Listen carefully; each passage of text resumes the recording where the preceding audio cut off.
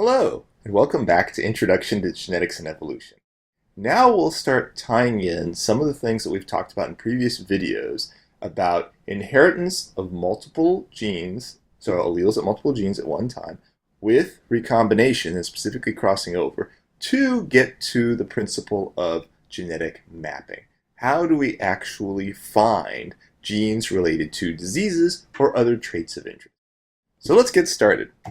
So what is genetic mapping? Well, mapping, simply put, is using associations between alleles at multiple spots in the genome. These spots in the genome are referred to as loci, to do one of two things.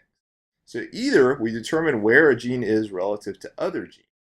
So for example, in the case we were doing before with the Drosophila mutations, we were looking to see, where is the cinnabar eye color gene relative to the vestigial wing gene. Or we may be trying to localize a gene that is causing a phenotype. So we may be, for example, trying to find where is the gene that is related to diabetes predisposition or cancer predisposition. And this, again, is often done in the context of cancer. So this was one of the primary driving forces for the Human Genome Project a little bit over a decade ago, that we wanted to be able to map genetic diseases in the human genome once the sequence was obtained. Now, the goal from this was to basically find a way to find these genes faster and easier than could have been done in the past. So what they did is they essentially made this catalog of all 20,000 human genes. This was a huge undertaking because in order to do this, they had to assemble 3 billion bases of DNA into order. So just going along chromosome 1 and saying the sequence is A, T, T, A, G, A, C, C, C. That's actually exactly it. No, I'm just kidding. They essentially had to assemble this sequence along these long chromosomes. And again, it's 3 billion bases of DNA. So this was a massive international undertaking. But they were able to do it, and they were able to come up with the first draft human genome around 2001 or so.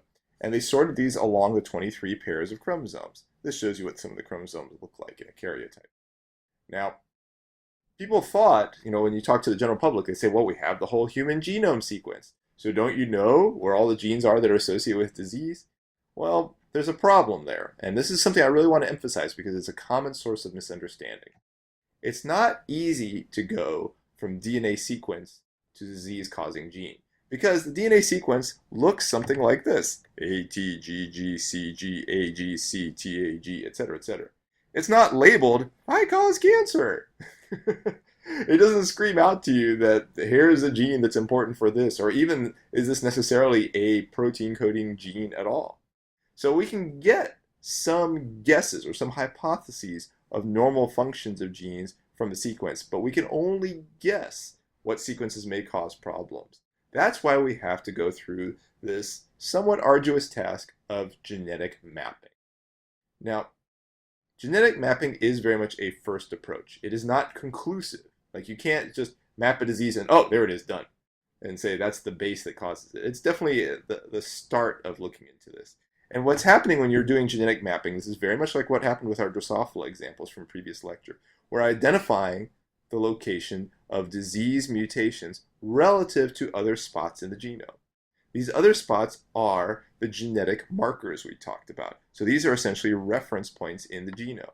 And if you have a fully assembled genome sequence, then you know, for example, the reference point of this marker is at potentially base 1342 on chromosome 3, right? So that gives you a reference point. So along this, if I know it's this way from that marker, that way from that marker, I can localize and say, okay, it's between base 1342 and base 20,346,655. And you can basically narrow down where in the genome these things are relative to genetic markers. And again, the principle is very similar to what we did with the Drosophila mutation. So how do we get genetic markers? Well, again, this is where we can leverage some of the resources that came about partly as a result of the human genome sequence. That multiple people were used for the first original human genome sequence, and we've had many, many, many more human genome sequences since that first one that came out around 2001. And what happened in doing this is you can compare nucleotide sites. You can basically put the sequences together and say, well, here's a stretch of sequence from one individual, here's a stretch of sequence from another individual, and look, there's a few bases that we see are different between individuals. Any pair of individuals will have a couple of base differences, as long as they're not necessarily identical twins, for example. So here we can say, well, this is a difference, this is a difference. We can use those as potential genetic markers. Now, these particular sites are referred to as single nucleotide polymorphisms. Single, because it's one base. Nucleotide, because it is one of those bases of DNA. Polymorphisms means a variation within the genome. So poly for many, morph for form. So single nucleotide polymorphism. This is often just abbreviated as SNPs. So it's a nice, catchy sort of term. Anyway, what we can do is we can, using blood or spit or something like that, and this is what they use for some of those DNA tests I talked about in an earlier video, we can genotype blood or tissue for these SNP markers and use them as reference points. So we can say that we know we can use this as a marker and then try to map a disease relative to this base. Use this as another marker and try to map the disease relative to that base, and maybe we can say it's between them or off to this side or off to that side, etc. So what resources do we have? Well, we have many. So first and foremost, we now have the genome sequence mostly put together from end to end on each chromosome in humans. Now, I'm emphasizing in this case humans. The same principle of genetic mapping can be applied to any organism.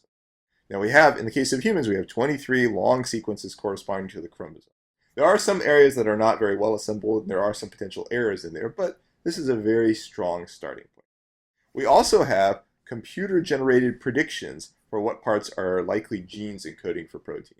Because again, the sequence is just like A, C, A, T, G, G, G. It doesn't tell you this part is relevant for making a protein, this part is not. But we can generate predictions, though, from computer algorithms for doing this. And last, but far from least, we have data showing some bases that differ between a lot of humans. We have this is referred to as the HapMap project, where we know a lot of particular sites in the genome, just like in the previous slide. Let me go back one.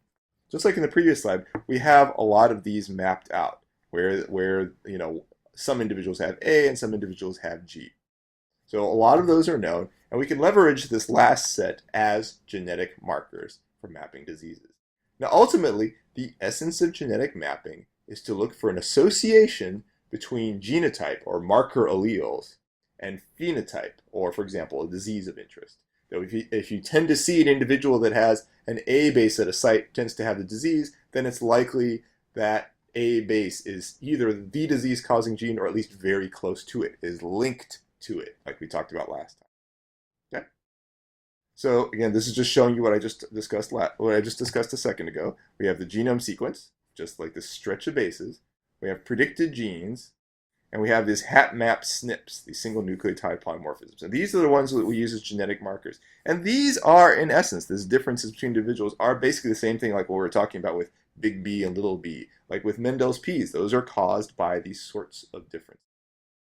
Now again, all genetic mapping comes down to seeing an association between genotype, the alleles at particular markers, and your phenotype, which is the trait of interest. I can't say that enough times, but that is what genetic mapping is. And that is how you are able to find along this whole stretch of sequence where are the genes that are associated with trait differences or disease predisposition. Now here's an extreme example. Let's say that we wanted to map a recessive genetic disease. Let's say it's sickle cell anemia, for example. Let's say that we're trying to map it relative to two genetic markers, A and B. Let's say at each of these genetic markers, they have two forms, big A and little a at the A locus, big B and little b at the B locus. Okay, so you've crossed two individuals. You don't actually cross humans, but let's just pretend. We crossed two individuals. One of them is a carrier for sickle cell anemia and is heterozygous for these markers. So this individual is big A, big B, little b. We also have this person have kids with somebody who has the disease, so may have sickle cell anemia. So little a, little b, little b in this case. Okay. And let's say you get this set of offspring. So this first one is big A, big B, little b, and it is okay. Next one's big A, little b, and is diseased. Little a, big B, little b, and is okay. Little a, little b, and is diseased. So take a moment, look at this for just a few minutes here, and think about what would you conclude, whether the A marker or the B marker is closer to the disease mutation. Now remember, we don't assume that it is the disease mutation. We're just saying it's linked to it. One of these may be linked to it. So think about it. Would it be the A marker, the B marker, both, or neither? Well, I hope that one wasn't too difficult. Again, the essence of all genetic mapping is looking for an association between genotype and phenotype. So let's look at the two genes in isolation here. Let's look at the A gene versus the B gene, and that's the easiest way to see what's going on. So when you're looking at the A gene, what's going on? When we have two possible genotypes. We have big A, little a, right? So the top two integers are big A, little a. Bottom two are little a, little a. Do we see any sort of consistent association? That if you're big A, little a, you tend to be diseased, or if you're little a, you tend not to be, or something like that? No. We see half the big A, little a's are okay, half of them are diseased. Half the little a ones are okay, and half of them are diseased. So there is no association with A. So A is not associated with this genetic disease, or not clearly associated with it. What about B? Well, in this case, big B, little b's are okay. Little b is diseased. Big B, little b is okay. Little b is diseased. This very much suggests that B is linked to the disease. And specifically, the little b allele, individuals that are little b, tend to be the ones that get this disease. This would suggest that the little b allele is actually associated with some sort of disease-causing mutation in this example. So we'll elaborate on this quite a bit more in subsequent videos, but I hope you found this exercise useful. Thank you.